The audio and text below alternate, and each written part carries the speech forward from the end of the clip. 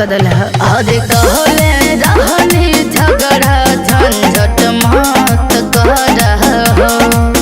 अरे ऐसन कुल संगत जानो जान धर हो। दोस्ती ला जान दे हो हमरे ला बाते सनमा रे। घंटे घंटे खोजता हमके गाजीपुर जिला के थाना रे। घंटे घंटे खोजता हमके गाजीपुर जिला के थाना रे।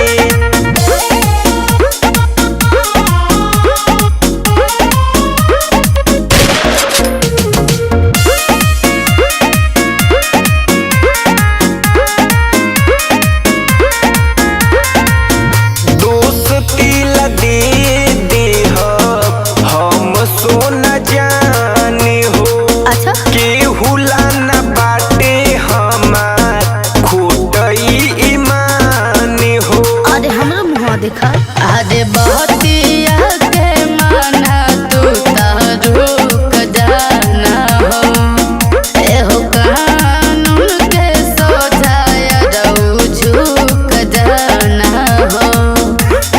कितनो रोकी मन के अपना रुके नहीं मनवा रे। अच्छा। घंटे घंटे खोजता हमके गाजीपुर जिला के थाना रे। अरे अब का होई? घंटे घंटे खोजता हमके गाजीपुर जिला के थाना रे। आ भाग जा नेपाल कुछ दिन खातिर।